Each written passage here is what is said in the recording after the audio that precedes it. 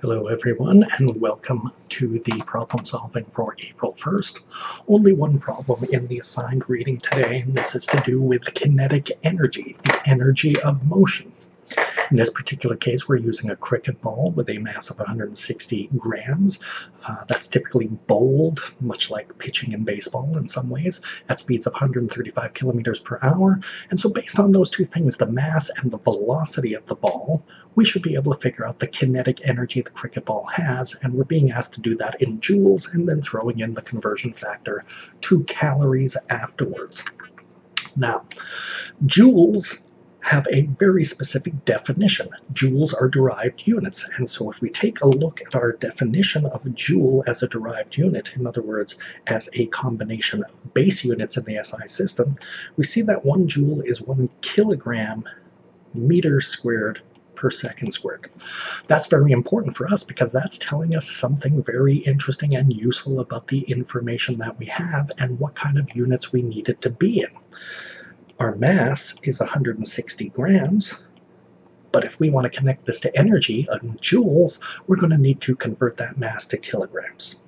And again, that's 1 kilogram per 1,000 grams.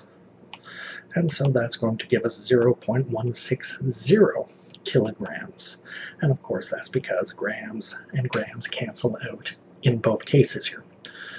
The next thing that we realize is that we need units of meters and per second in this particular situation. Our speed or velocity is in kilometers per hour, so it looks like we're going to have to do some conversions there to turn that into meters per second. And so let's see if we can in fact get a different color here that is orange, matching the color that we have there.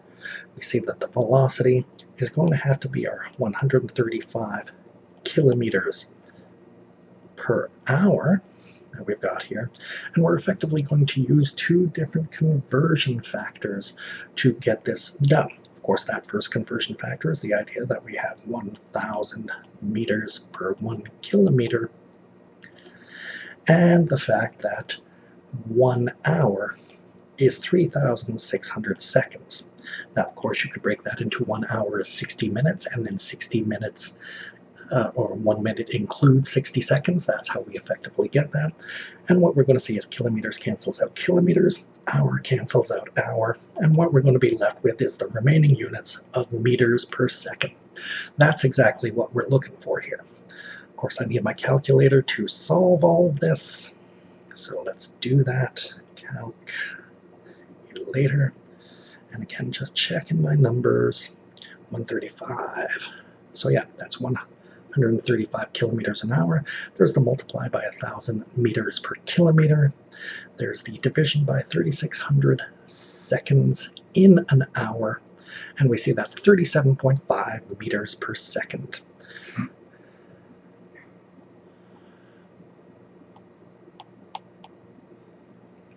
So there we have that. We now have our velocity in meters per second. And now we can finally use the idea that our kinetic energy is 1/2 mv squared. That's going to be 1/2 of that 0.160 kilograms times our 37.5 meters per second, all squared. And what we see is we've got units of kilograms, we're going to have meters squared and per second squared. What we're going to get is kilograms meters squared per second squared here, which is joules. So we are going to get the right units out here. So let's go back to the calculator. Let's take our 37.5 here, multiply it by 37.5 again to square it. We're going to multiply that by the 0.160 kilograms that we had, and then we're going to take half of this, and we're going to get about 112 is the answer we're getting. So 112, and let's keep a guard digit, 0.5 there. So that is the kinetic energy of this cricket ball when we have thrown it at that particular velocity because it has a certain mass. That energy isn't actually that big, 112.5 joules of energy. if we want to equate that to how much food energy would the boulder have to expend, then that's maybe where the unit conversion comes in.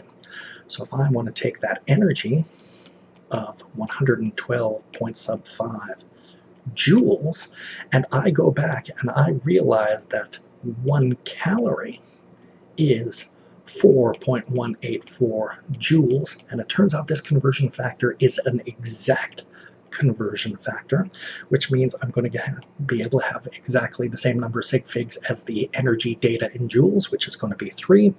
So effectively what I'm going to do is divide this by 4.184, and what we see is that's 26.9 calories.